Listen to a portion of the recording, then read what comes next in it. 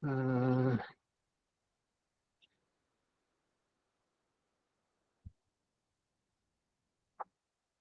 31. A'udzu billahi minasyaitonir rajim.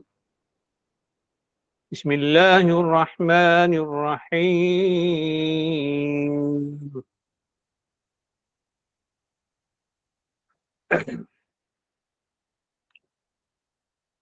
وقل للمؤمنات يغضضن من أبصارهن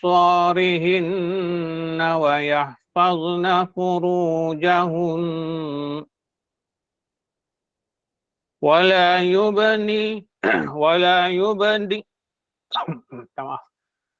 يبدين زينتهن إلا ما ظهر منها وليضربن بخمورهن على جيوبهن ولا يبدين زينتهن إلا لبعولتهن أو آبائهن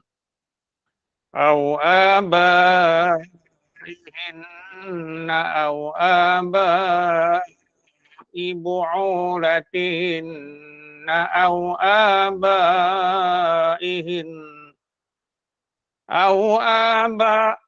أبنائهن أو أبناء بعولتهن أو إخوانهن أو بني إخوانهن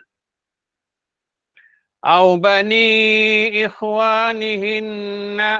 بني أخواتهن أو نسائهن أو ما ملكت أيمانهن أو التابعين غير أولي الأرحام. Maaf ada ganggu.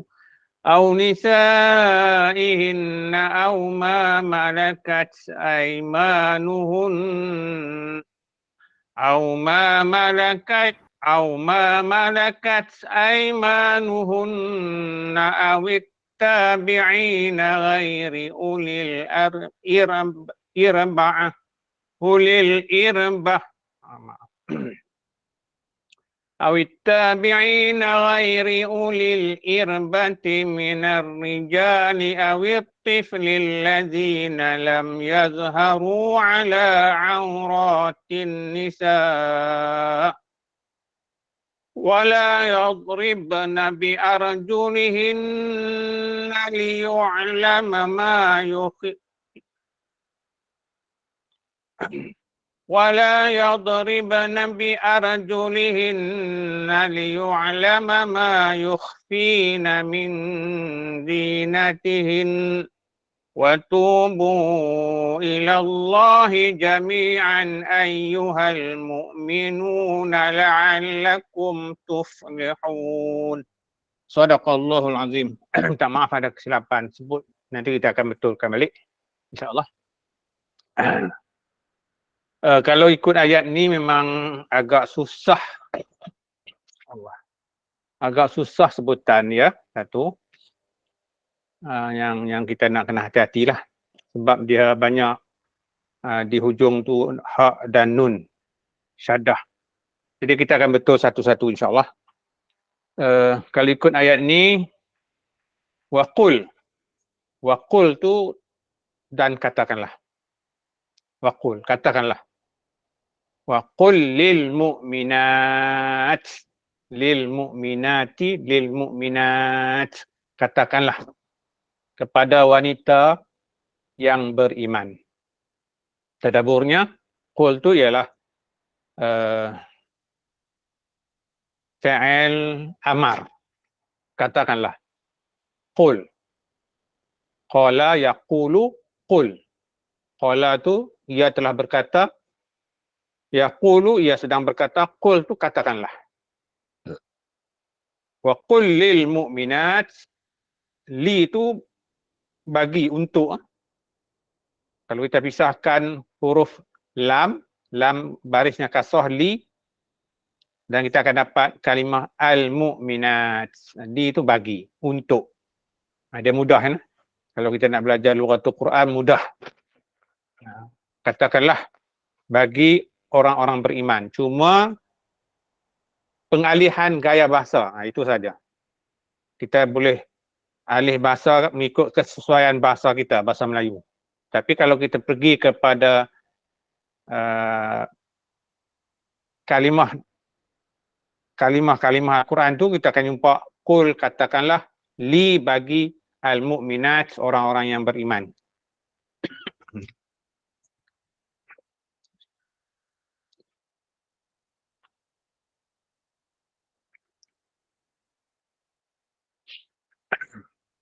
Kemudian kalimah berikutnya yaghdudna. Yaghdudna. Sebutan tu agak susah sikit. Kalau kita baca ayat ni, kalau kita baru nak baca ayat ni, memang kita agak sukar sebab kalimah dia tu agak susah sikit bunyi kalimah dia tu. Tapi insya-Allah kalau kita ulang-ulangkan, yaghdudna min absarihim. Jadi apa dia punya arahan di situ? Apa punya arahan, katakanlah kepada orang yang beriman, orang-orang wanita yang beriman, apa dia? Hendaklah mereka menahan. Yaghdudna tu menahan, tahan. Min absarihinna tu, min tu daripada absarihinna tu, pandangan-pandangan mereka itu. Banyak kalimat ni berbentuk plural. Kalimat ni berbentuk plural. Al-mu'minat berbentuk plural, yaghdudna pun berbentuk plural, ramai.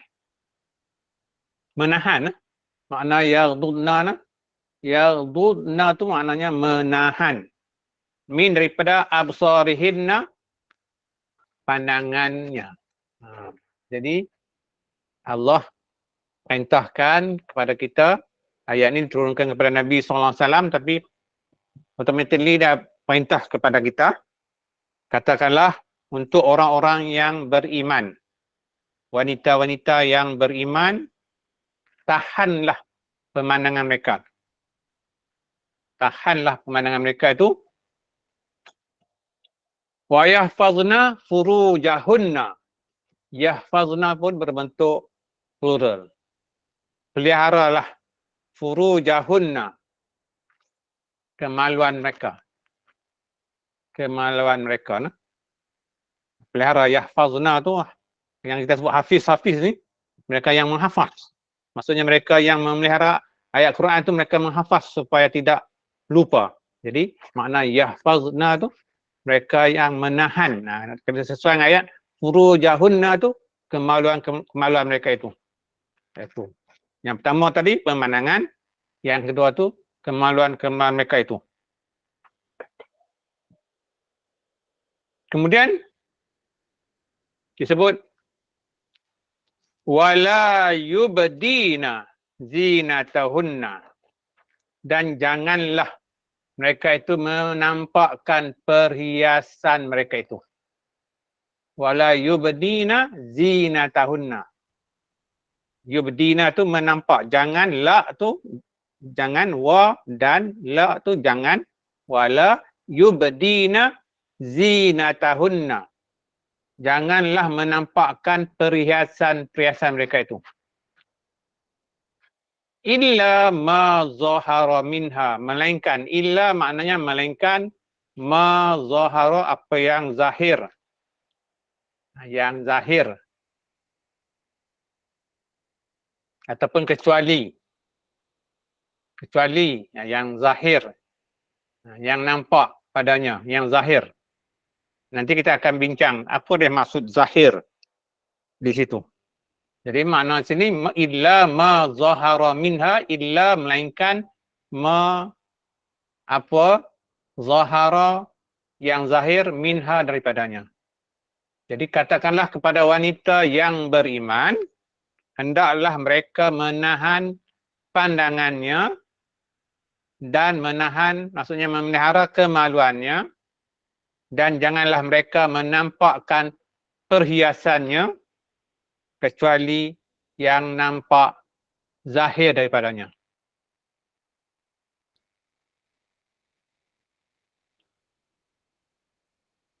Jadi zahir ni ialah wajah dan dua telapak tangan. Wajah kita, muka kita dan kedua telapak tangan.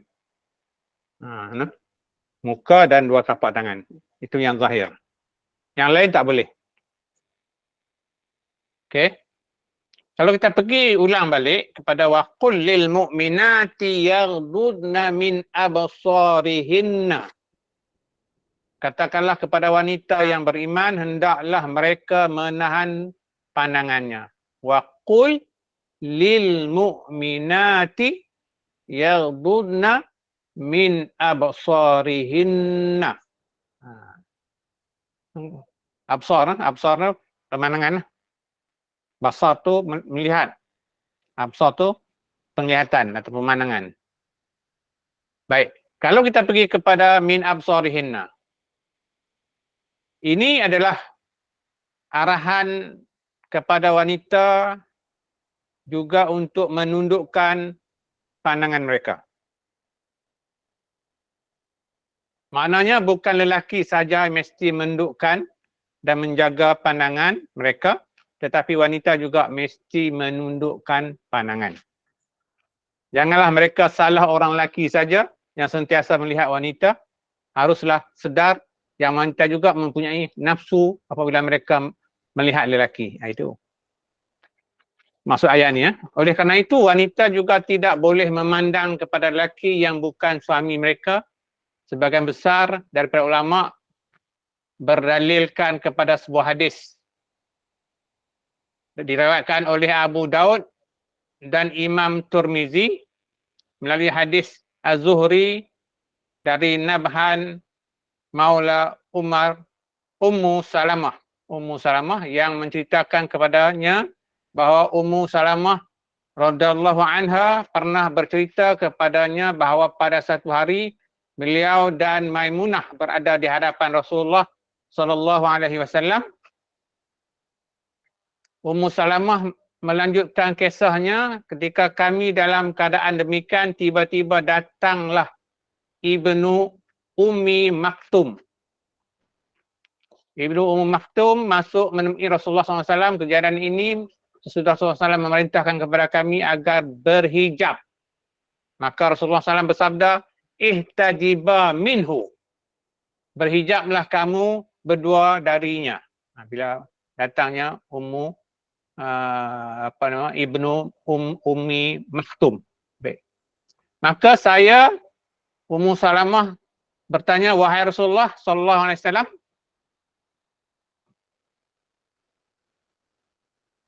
bukankah dia buta, tidak dapat melihat? Bukankah dia buta? Yang jumpa Rasulullah SAW, dia buta, tak dapat melihat kami.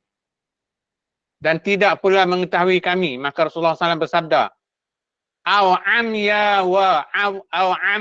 wa ni antuma alastuma tubsiranihi. Apakah kamu berdua juga buta? Ini dialog Rasulullah SAW dengan Ummu Salamah. Aw umya wa ni antuma alastuma tubsiranihi. Apakah kamu berdua juga buta? Bukankah kamu berdua dapat melihatnya? Kemudian Imam Tirmizi rahimahullah mengatakan bahawa hadis ini hasan sahih. Berartinya walaupun lelaki tersebut buta, tetapi mereka berharapan dengan lelaki yang bukan mahram mereka, dia kena berhijab. Berhijab. Maksudnya nampak buta, tapi sebenarnya hakikatnya dia seolah mata melihat. Ini hadis Nabi SAW. Ulama lain berpendapat bahawa kaum wanita dibolehkan memandang lelaki lain tanpa berahi, seperti yang disebut di dalam kitab sahih bahawa Rasulullah SAW menyaksikan orang-orang Habsah sedang bermain dengan tombak mereka di hari raya di dalam masjid, sedangkan Aisyah Ummul Mukminin radhiyallahu anha menyaksikan pertunjukan mereka dari balik tubuh baginda. Jadi Nabi SAW menutupinya dari pemandangan mereka hingga Aisyah radhiyallahu anha lalu bosan lalu pulang. Maksudnya bosan tak mau tengok permainan panah tu. Itu juga ada kisah Nabi menyuruh Fatimah binti Qais tinggal menghabiskan eddahnya di rumah Abdullah ibn Ummu Maktum karena beliau seorang lelaki yang buta. Ini cerita tentang ayatnya ya. Saya pendek begini. Ayat yang seterusnya wa yahfazna furujahunna dan menjaga kemaluannya. Tadi disebut apa? Mengelola dengan menahan pemandangan, penglihatan dan juga menjaga kemaluannya. Dan mereka juga disuruh untuk menjaga kemaluan mereka, jangan murahkan kemaluan mereka itu. Kalau mereka tidak menjaganya, maka tentu akan lebih susah lagi kerana lelaki ini memang senang terangsang, tetapi mereka susah untuk mendapatkan wanita. Tetapi kalau wanita yang terhegeh-hegeh terhadap lelaki, memang senang saja untuk mereka mendapatkan lelaki kerana kebanyakan lelaki akan bersedia untuk menerima saja. Oleh sebab itu, apabila Allah SWT menyebut hukuman kepada penzina dalam ayat 2 surah ini, Allah SWT memulakan dengan penzina wanita kerana mereka lah yang memegang kuncinya. Jadi punca berlakunya perzinaan itu ialah wanita yang menarik, maksudnya mempengaruhi lelaki. Kemudian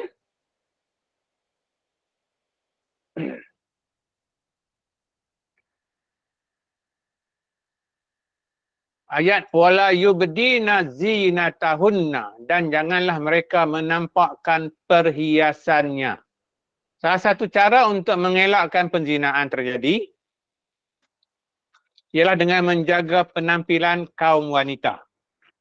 Kaum wanita ini memang sudah menarik perhatian lelaki secara semula jadi. Kalau mereka tidak berbuat apa-apa pun memang kaum lelaki sudah tertarik. Sebab tu dia agak berbeza lelaki dan perempuan. Maka kalau mereka menambah lagi penampilan mereka, maka tentu akan terjadi lebih menarik dan membahayakan bagi kebanyakan lelaki. Karena itu pandangan lelaki susah untuk dijaga kerana ada wanita-wanita yang memang menghiasi penampilan mereka supaya dinampakkan indah oleh manusia, terutamanya golongan lelaki. Jadi wanita dia kena jaga sebab lelaki ni dia mudah terpengaruh.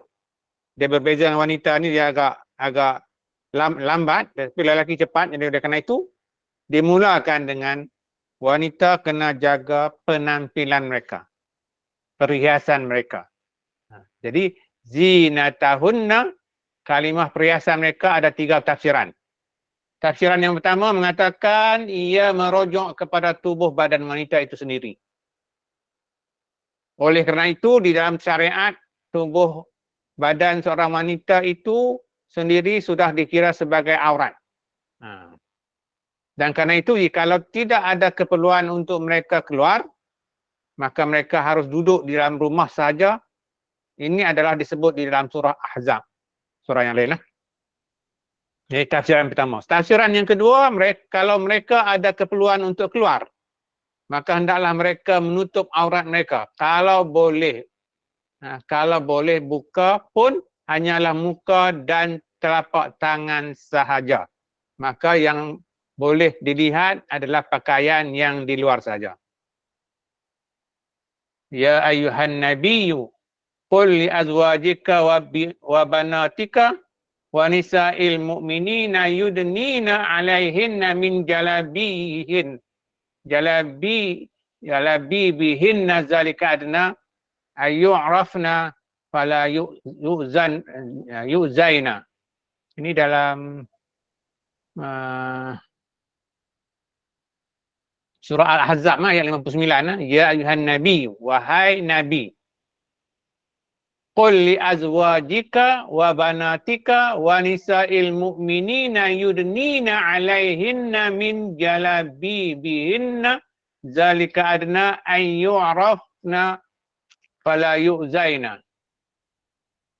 Wahai Nabi, katakanlah kepada isteri-isterimu, anak-anak perempuanmu dan isteri-isteri orang mukmin, hendaklah mereka menghulurkan jilbabnya ke seluruh tubuh mereka. Yang demikian itu supaya mereka lebih mudah untuk dikenal kerana itu mereka tidak diganggu. Jadi dia bukan pakai ni ikut trend, tapi pakai itu harus ingat juga ada orang pakai tutup nampak tu aurat tetapi menampakkan bentuk tubuh badan. Terutamanya wanita-wanita yang agak badannya itu besar.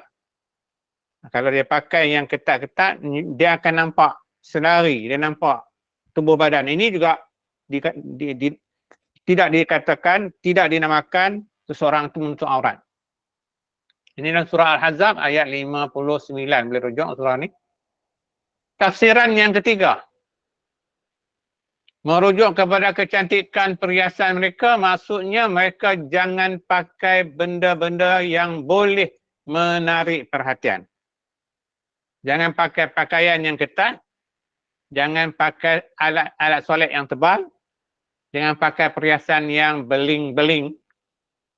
Tudung yang berwarna-warni, lilit 7 kali dan sebagainya.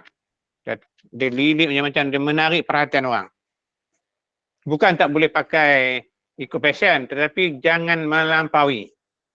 Ini juga harus diingat. Ini tafsiran yang ketiga. Baik. Ini kerana perhiasan itu semua menarik perhatian kaum lelaki. Sepatutnya tudung yang mereka pakai itu dapat mengelakkan agar lelaki tidak pandang atau tertarik sangat kepada mereka. Tetapi kalau sudah cantik tudungnya, lelaki yang asalnya tidak perasan pun boleh tertarik pula. Jadi illa ma zahara minha, kecuali yang biasa nampak daripadanya. Baik. Hendaklah ditutup semua sekali kecuali perkara yang tidak dapat dielakkan lagi. Contohnya mereka itu orang-orang yang tinggi, maka mereka tidak boleh berbuat apa-apa tentang ketinggiannya itu. Tinggi, tetap tinggi lah. Juga baju di bahagian luar mereka memang tidak dapat dielak lagi. Ada juga yang berpendapat ia bermaksud bahagian tubuh mereka yang terbuka kerana ditiup angin, contohnya. Iaitu perkara yang tidak disengajakan. Perkara yang tidak disengajakan dimaafkan. Itu. Wal yadribna bi khumurihinna ala juyubihinna. Dan hendaklah mereka menutup kain tudung di dadanya. Kita pakai tudung, bukan tudung sengat, maksudnya dilepaskan dan labuhkan, lepas si apa nama kita kata, maksudnya melepasi payudara. Jadi bila lepas pun harus ingat, nampak pakai tudung tu lepas, tetapi dia menampakkan bentuk badan. Sebab itu dia kena buat, perempuan lebih faham, tudung yang macam berlapis-lapis tu dia tak menampakkan bentuk tubuh badannya di antara pusat ke apa kita kata ke lehernya. Dia ada tudung yang nampak beralun-alun, tetapi sebenarnya dia tu tidak menampakkan bentuk tubuh badan. Baik. Wanita hendaklah panjangkan khimar mereka ke atas dada mereka. Digunakan kalimah khimar yang bunyinya seperti khamar, arak, bukan khamar, khimar. Karena sifatnya menutup akal kepala, jadi khimar. Dalam ayat ini adalah sesuatu yang menutup kepala mereka. Jadi kebiasaan bagi orang Arab sebelum Islam, bahagian kepala mereka sudah biasa ditutup dengan khimar. Tetapi kain tudungnya di bawah ke belakang macam kain serban. Yang liritan kainnya dilepaskan ke belakang. Maknanya Pakaian wanita waktu itu terbuka di bahagian dada, maka apabila Islam datang, Allah SWT memerintahkan agar kain itu dibawa ke bahagian depan menutup belahan dada. Yang penting adalah bahagian dada yang menonjol itu yang perlu ditutup. Kebiasaan orang Arab dulu, sebelum Islam, dia akan tudung tu dia tarik ke belakang. Depan tu membonjol. Jadi bila datang Islam, dia minta supaya ditarik ke hadapan supaya tidak menampak bonjolan di hadapan. Itu ayat ini ya. Sayyidatina Aisyah radhiyallahu anha, Sayyidatina Aisyah radhiyallahu anha menceritakan bagaimana apabila ayat ini mula turun, mereka membacakan ayat ini kepada keluarga mereka dan para wanita terus mencari kain untuk menutupi bahagian tubuh mereka. Dan mereka terus meninggalkan kain yang jarang dan mula memakai kain yang kasar dan tebal. Kalau kita pakai kain yang jarang ataupun kain yang lembut, tak bermakna, maksud tidak memenuhi prasyarat menutup aurat. Banyak kita tengok style fashion ni. Ya, kain lembut-lembut. Dia lembut-lembut tu dia akan ikut bentuk badan kita. Ini menunjukkan betapa warak dan taatnya mereka dengan ayat-ayat Al-Quran. Mereka terus buat tanpa soal dan tanpa lengah. Tidaklah seperti wanita zaman sekarang yang sengaja mencari alasan untuk tidak menjaga aurat dengan benar. Maka ada hujah jahil yang mengatakan tidak ada ayat Quran yang memerintahkan mereka menutup kepala. Mereka kata hanya tutup dada sahaja. Dan sememangnya kalau dicari terjemahan menutup kepala tidak ada dalam terjemahan Al-Quran. Ini kerana mereka tidak faham akan maksud khimar. Khimar itu dia tutup kepala dia dan dia akan lepaskan untuk menutup pula dada dia. Sebab kadang-kadang kita tengok mereka cuba nak tafsir ayat tanpa memahami maksud ayat yang sebenarnya. Ini golongan liberal lah yang banyak begitu. Khimar ini sudah membawa maksud tutup kepala. Ada orang kata apa? Tutup kepala ni tak wajib. Dia memanglah dalam Islam dia tak kata tutup kepala, dia kata tutup aurat. Itu kata-kata jenaka lah. Khimar ini sudah membawa maksud tutup kepala. Jadi tidak disebut tutup kepala dalam Quran lagi kerana ia memang telah diamalkan pada zaman itu. Cuma perubahan yang ditambah adalah kain yang jatuh ke belakang itu didahulukan dibawa ke hadapan menutup bahagian dada. Jadi pindah yang style kita kata orang Melayu pun ada kan dia punya style. Dia tak turunkan dia punya tudung tu tak dilepaskan ke hadapan, dia akan tarik ke belakang. Itu kebiasaan sekarang ni kan. Fashion lah ni. Dia pakai ikat tengkuk tu dia tarik ke belakang. Jadi sekarang ni kita faham ayat ni sebenarnya zaman Jahidah dulu pun dah ada macam tu. Jangan kita ikut zaman tu. Kita kena faham betul ayat ni. Ayat ni agak-agak nampak agak macam berat sikit. Tapi tak apalah, kita akan slow-slow. Kita akan pelan-pelan. Jadi hujah jahil tu tak timbul lah.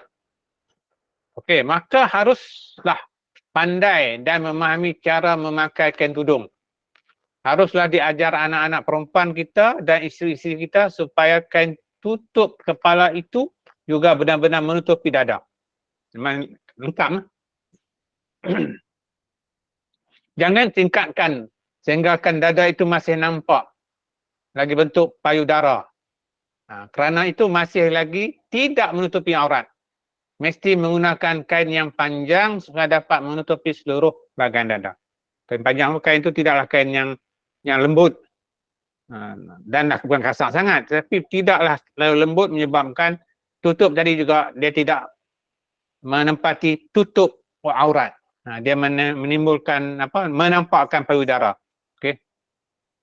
Imam Bukhari rahimahullah mengatakan telah menceritakan kepada kami Abu Naim telah menceritakan kepada kami Ibrahim ibnu Nafi' dari Al-Hasan Ibnu Muslim, dari Safiyah binti Syaibah, bahwa Aisyah radhiyallahu anha pernah mengatakan bahawa ketika ayat ini diturunkan, iaitu firman-nya, dan hendaklah mereka menutup kain kerudungnya ke dada. Ini surah An-Nur 31. Maka mereka melepaskan ke sarungnya, lalu mereka robek dari pinggirnya, kemudian robekkan itu, menjadikan kain berkerudung tu saat itu juga. Nah itu dia nak bagi benda tu apa? Dia nampak longgang lah. Nah, tak nampak ketat, nampak longgang. Wala yubdina zinatahunna illa li bu'ulatihinna. Dan janganlah mereka menampakkan perhiasannya kecuali kepada suami mereka. Wala yubdina zinatahunna illa li bu'ulatihinna.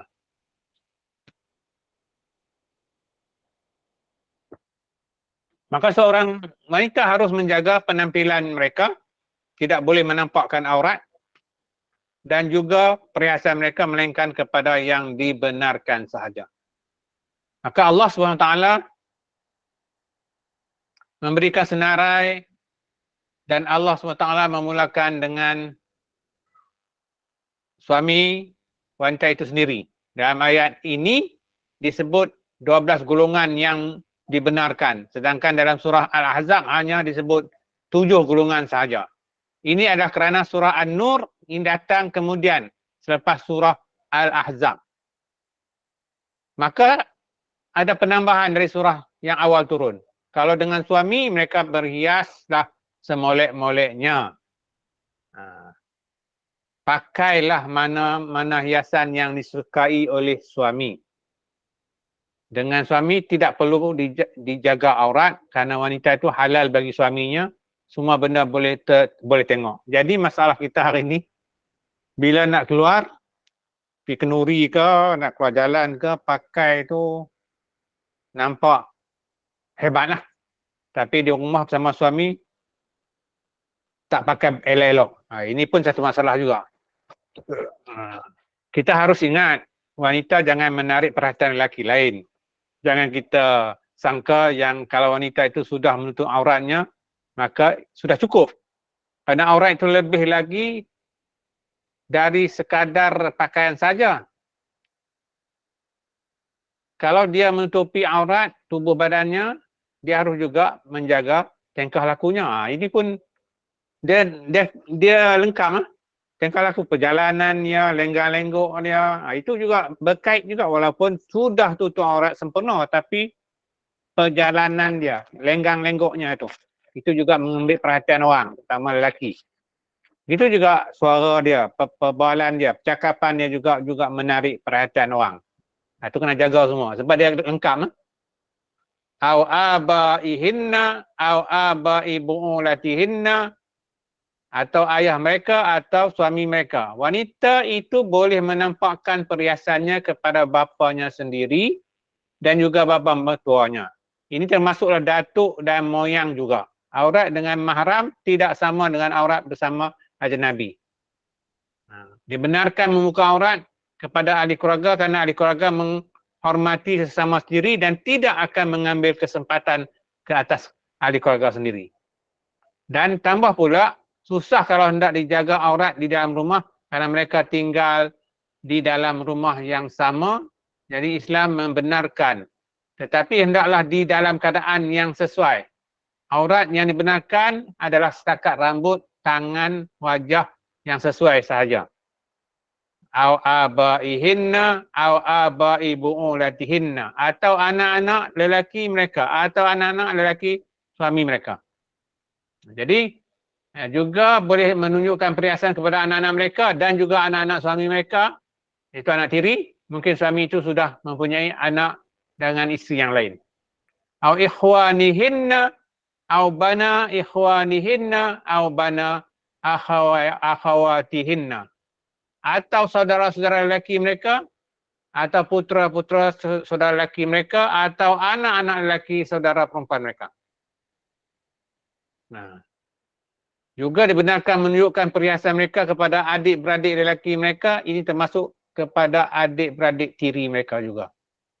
Juga kepada anak-anak saudara mereka, sama ada anak-adik beradik lelaki atau anak-anak adik-beradik perempuan, sama saja bagi keduanya. Nah, ini dia dalam surah An-Nur ni panjang. Mereka yang disebut di atas dari ayah tadi adalah mahram bagi wanita itu. Mereka dibolehkan memperlihatkan perhiasan kepada orang-orang tersebut tetapi bukan dengan cara tabaruj, berlebih-lebihan. Cara berlebihan tak boleh. Walaupun dengan keluarga. Cuma yang boleh berlebihan suami isteri. Dalam ayat ini tidak disebut pakcik dan juga anak menantu. Ini kerana mereka juga tidak boleh dikahwini. Mereka itu juga termasuk di dalam ayat ini. Walaupun tak disebut. Pernah sekali pakcik kepada Aisyah radhiyallahu anha datang kepada beliau takut untuk berjumpa dengannya. Maka selepas itu Nabi Muhammad sallallahu alaihi wasallam kembali dan berkata kepada Aisyah radhiyallahu anha boleh berjumpa dengan pakciknya itu tanpa menutup aurat. Kebenaran itu termasuk ipar duai kerana mereka itu bukanlah mahram. Memang waktu itu mereka tidak boleh dikahwini kerana mereka pasangan orang lain. Tapi kalau mereka bercerai tidak boleh menikah, tidak boleh menikahi mereka. Dan ipar duai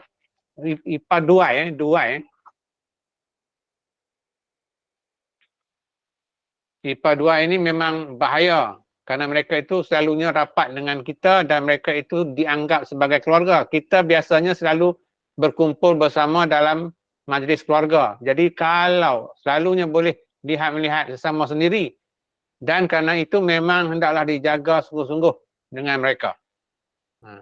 Jadi malangnya selalunya orang kita tidak menjaga perkara ini kerana mereka sangka itu semua keluarga sahaja. Ini pun susah juga.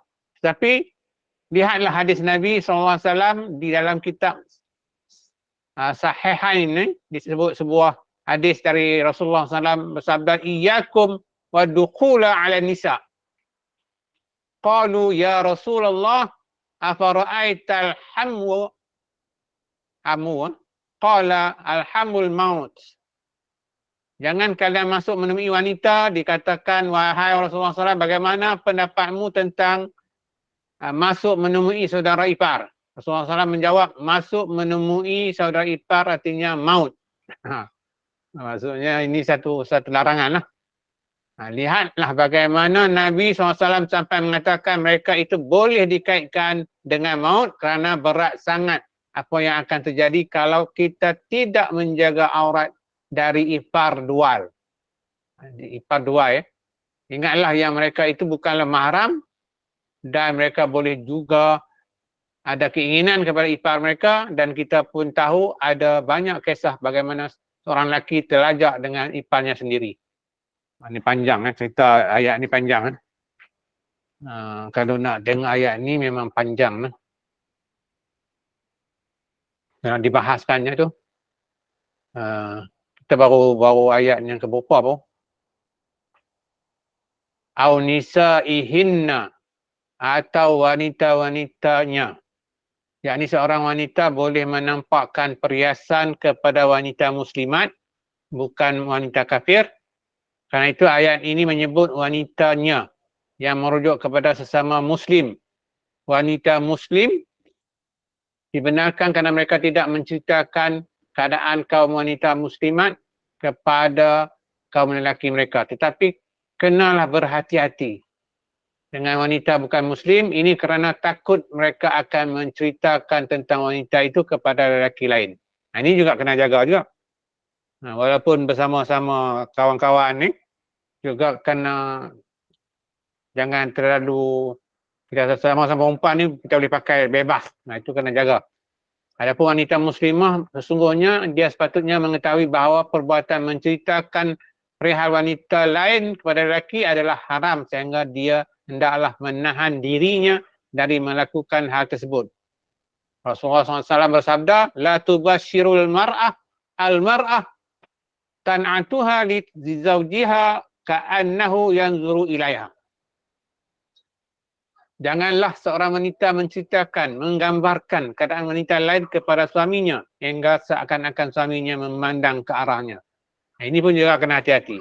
Hadis diketengahkan oleh Imam Bukhari dan Imam Muslim di dalam kitab sahihnya masing-masing melalui Ibnu Mas'ud.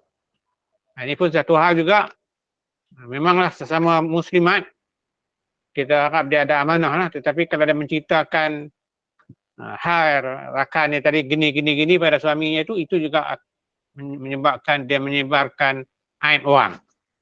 Walaupun sesama perempuan dia tengok tapi dia tak boleh menceritakan kepada suami dia. Inilah hukum yang telah diketengahkan. Mungkin ramai wanita kita tidak tahu tentang perkara ini. Maka mereka sangka yang mereka boleh membuka tudung mereka di hadapan wanita yang bukan beragama Islam, sedangkan perkara ini dilarang. Jangan kita buka tudung kita di hadapan wanita yang bukan Islam. Sa'id Ibn Mansur telah meriwayatkan di dalam kitab sunannya, telah menceritakan kepada kami apa dia kisah ini. Sesungguhnya telah sampai berita kepadaku yang mengatakan bahawa sebahagian dari kaum wanita muslimat sering memasuki tempat mandi bersama wanita-wanita musyrik, dan hal ini terjadi di daerah selenggaraanmu, maka tidak dihalalkan bagi wanita yang beriman kepada Allah Subhanahu Wa Taala dan hari kemudian memperlihatkan aurat kepada wanita lain kecuali wanita yang seagama dengannya. Walaupun sesama wanita, tapi jangan dia buka auratnya di hadapan wanita yang bukan Islam. Yang Islam tak apa kita buka tudung, tapi kalau depan wanita yang bukan Islam jangan buka tudung. Satu lagi pendapat yang mengatakan nisa'ihinna yang dimasukkan adalah golongan wanita yang selalu berurusan dengan wanita itu tidak kira sama ada Muslim ataupun tidak, iaitu mereka yang dipercayai. Maka kerana itu ada pendapat yang mengatakan bahawa wanita yang bukan Muslim melihat aurat wanita, tambahan pula kerana zaman sekarang amat susah untuk menjaga aurat dari mereka. Wallah alam. Perhiasan yang dimasukkan ialah bahagian leher, anting-anting, bahagian yang ditutupi oleh kain tudung dan anggota lainnya yang tidak halal dilihat kecuali hanya oleh mahramnya saja. Au ma malakat aimanuhunna, atau hamba-hamba yang mereka miliki. Sekarang ni tak ada hamba tak ada hari ni. Jadi saya pergi kepada hadis Nabi SAW, panjang hadis ni. Saya tak baca mantan ya.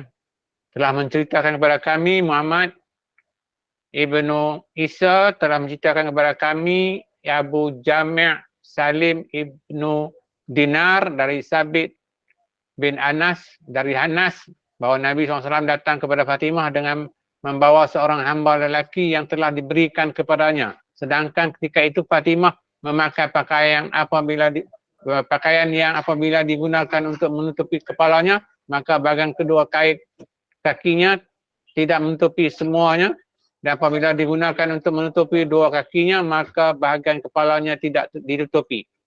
Ketika Nabi SAW melihat keadaan Fatimah kebingungan, maka baginda bersabda, sesungguhnya tidak mengapa bagimu berpakaian seperti itu, kerana yang datang hanyalah ayahmu dan hambamu.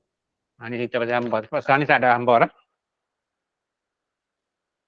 851 dah.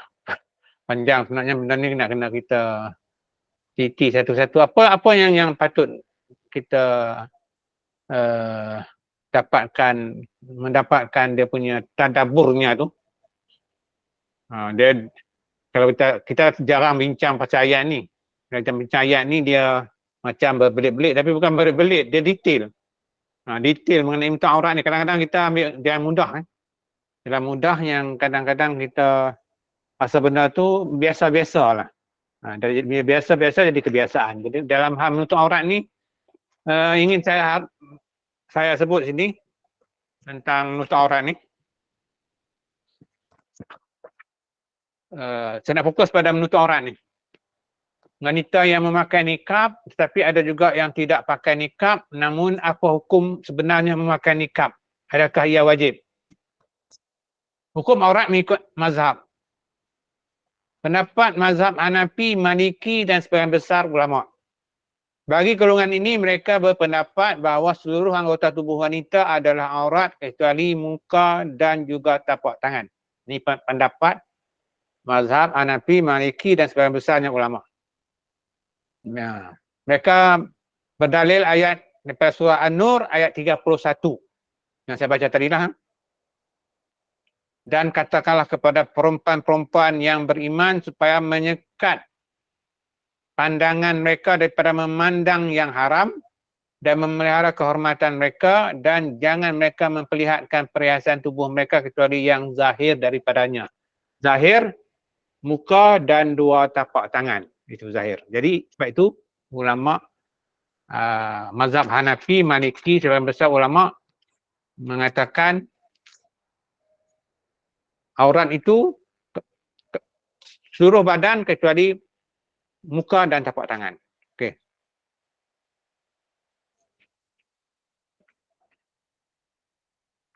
Menurut Imam Nawawi bahawa Ibnu Abbas mentafsirkan istilah kecuali yang zahir itu adalah wajah dan juga tapak tangan mereka. Pandangan mazhab Syafi'i dan Maliki, hukum berpurdah dan pakai nikab. Hukum berpurdah atau pakai nikab ini boleh dilihat berdasarkan pandangan mazhab terhadap aurat perempuan. Bagi pendapat yang menyatakan muka sebagai aurat, maka wajib hukumnya memakai purdah. Manakala bagi pendapat yang tidak menyatakan kawasan muka sebagai aurat, maka hukum memakai purdah atau nikab adalah harus ataupun sunat. Itu kena faham. Kadang banyak orang yang keliru, yang celaru dan keliru. Okey. Kemudian ini cerita daripada nikab ni. Tujuan pakai nikab yang perlu dipahami. Kadang banyak wanita yang dia pakai ikutnya. Namun bagi mereka yang ingin memakai nikab ni yang tutup hingga mata. Ada setengah tu tutup terus, nampak ada punya jarang-jarang. Namun bagi mereka yang ingin memakai nikab, mereka perlu memahami dengan jelas tujuan pakai nikab. Tujuan nikab atau purdah dipakai adalah untuk memelihara diri daripada fitnah yang mungkin wujud. Selain itu, pakai nikab juga bertujuan memelihara akhlak seorang wanita. Jika seorang wanita memakai nikab tetapi tidak menjaga tingkah lakunya, maka pemakaian nikab itu seolah-olah hanya sia-sia. Biar dia selari. Jadi, kesimpulannya hukum memakai nikab itu bergantung kepada pegangan yang dipegang oleh seseorang. Jika dia berpegang kepada pendapat bahawa wajah itu aurat, maka hukum bernikab itu adalah wajib. Begitu juga bagi mengelakkan fitnah, maka hukumnya juga adalah wajib. Namun bagi mereka yang berpegang dengan pendapat bahawa wajah bukanlah aurat atau hukum memakai nikab hanyalah harus atau sunat, itu tak ada masalah. Jadi jangan timbul perbalahan. Sebab itu kita kena merujuk pada pendapat mazhab-mazhab dan juga memahami ayat surah An-Nisa, surah An-Nur ayat 31. Tak ada masalah. Jangan pelekeh, jangan meleceh.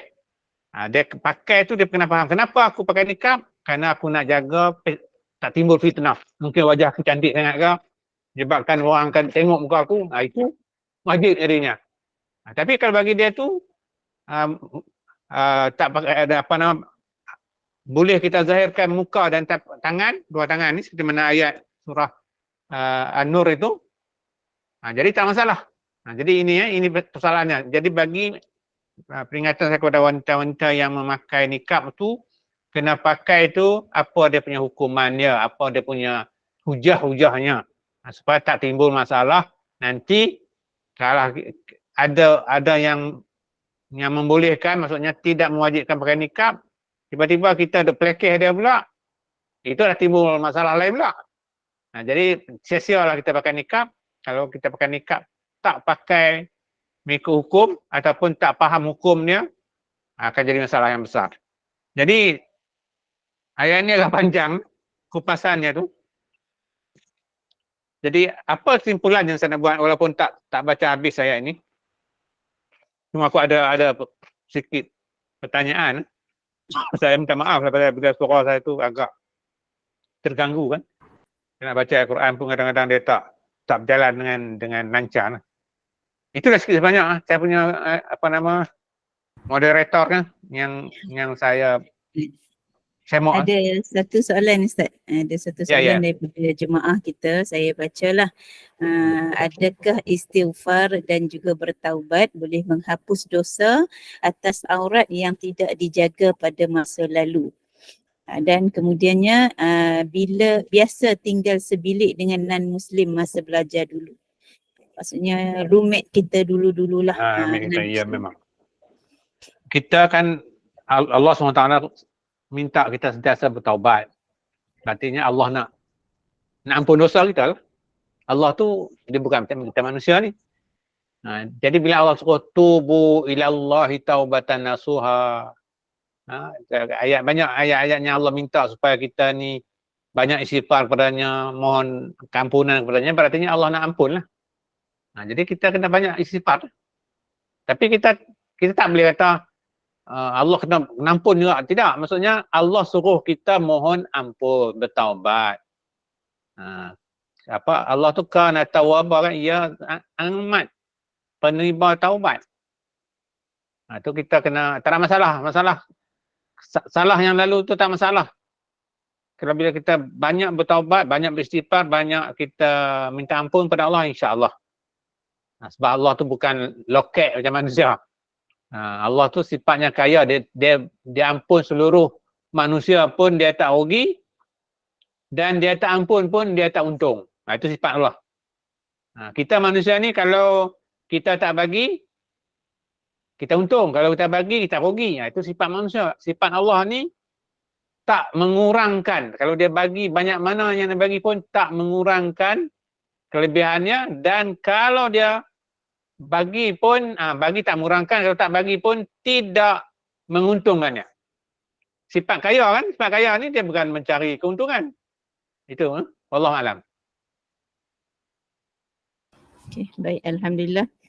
Maksudnya Ustaz, kalau waktu sekarang ini cerita yang sahabat kita tadi tu yang zaman dulu-dulu.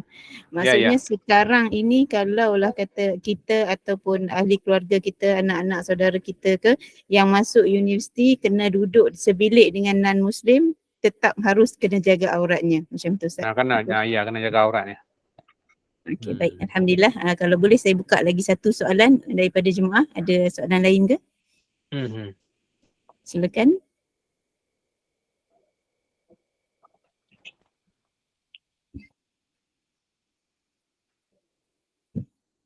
Okey, ada satu soalan daripada Puan Jamaliah. Assalamualaikum Ustaz, nak tanya, jika kita pakai niqab sebab kain itu nipis, emas itu tebal, rasa semput, Masya Allah, saya kurang jelas soalannya Puan Jamaliah. Jika kita pakai niqab sebab kain niqab tu nipis, emas tu tebal, rasa semput, masa PKP yang lepas, PKP kita tak pakai lagi. Apa maksud emas tu tebal? Niqab tu mungkin nipis. niqab tu nipis, emas tu tebal. Jadi apa dia punya soalan tu? Itulah soalan dia.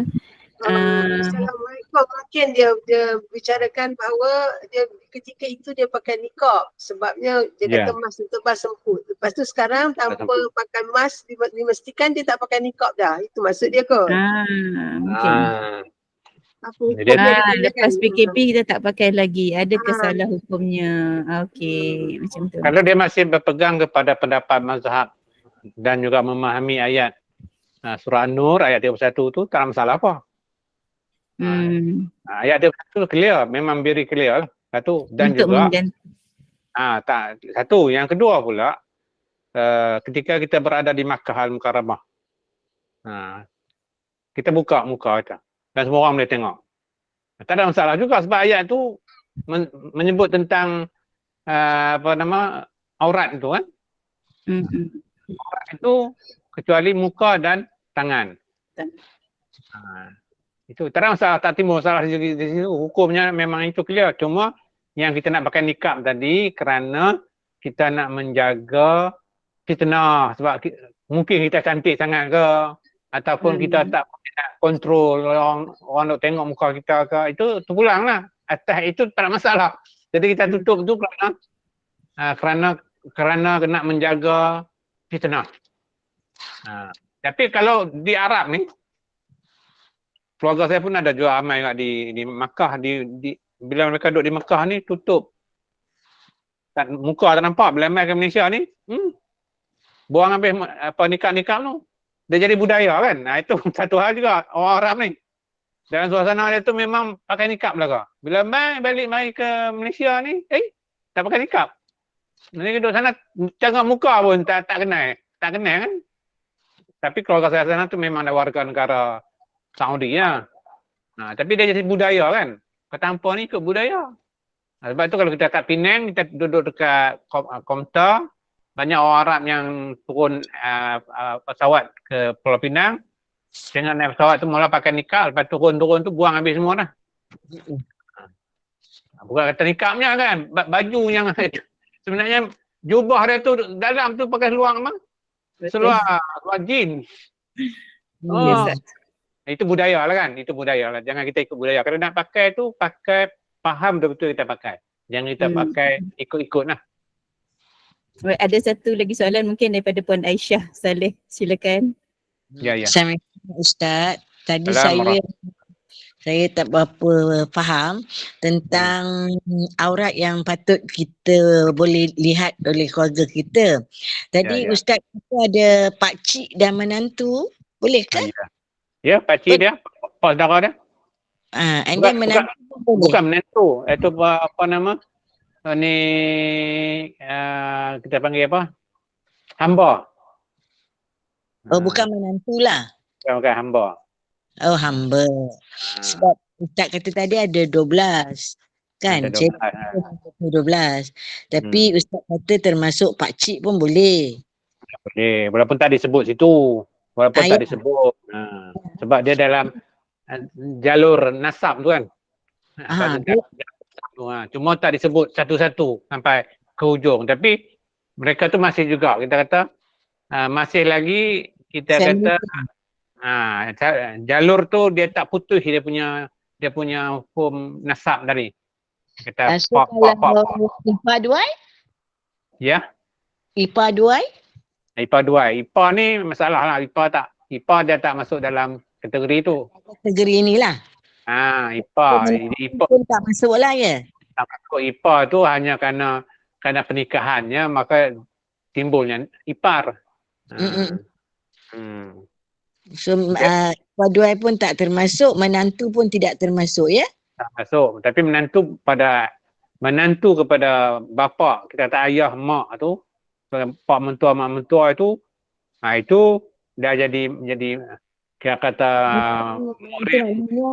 maksud saya menantu kita lah, anak kita kahwin dengan orang lelaki tu dia jadi menantu kita lah kan? Menantu kita dah jadi mahram. Boleh lah. Okay. Okay. Dia boleh maksudnya boleh londeh bebas gitu. Dia ada hadnya kan. Dia udung kan. Itu apalah. Kalau dengan suami itu lain. Dia suami isteri lah yang tak ada batas. Halangan lah. Satu Ustaz saya nak tanya, saya dulu ada dengar yang pasal aurat ni. Asma melihat segolongan wanita yang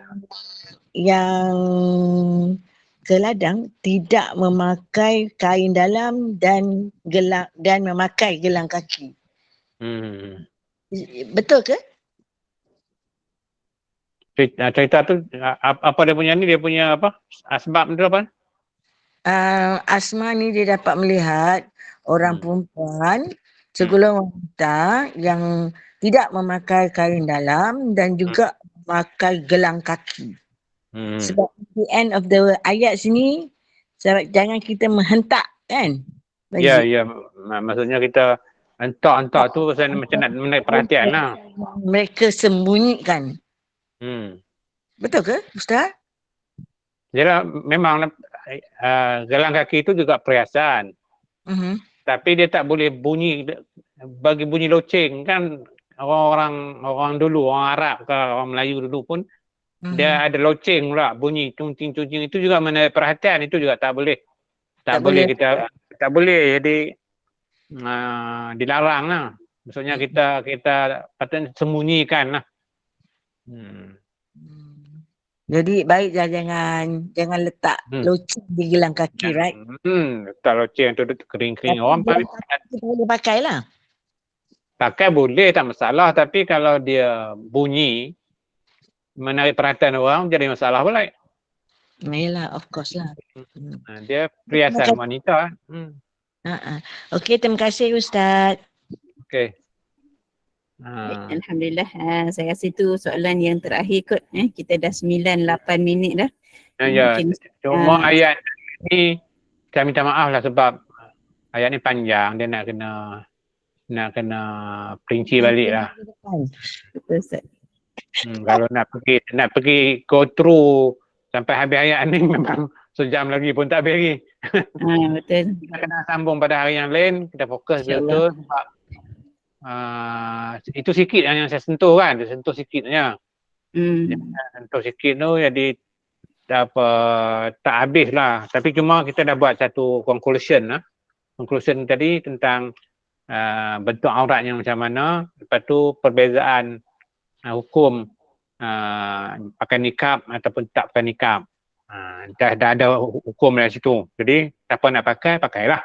Tapi pakai dengan memahami tujuan pakai. Kalau yang tak pakai pun jangan yang pakai akan menuding orang yang tak pakai sebab pendapat mazhab umumnya kita tahu ulama mazhab ni dia memahami ayat itu, ayat 31 tu boleh buka muka dan tangan. Itu. Cuma kalaupun kita tak boleh buka muka dan tangan, tapi harus ingat pakaian yang kita pakai itu juga jangan menarik perhatian orang. Bila menarik perhatian orang tu masalah. Sama juga kita pakai make up yang berlebihan, menyebabkan mendapat perhatian orang. Di rumah depan suami tak pakai berlebihan, tapi keluar rumah tu dia pakai berlebihan sampai suami pun tak kenal. Tak kenal bini.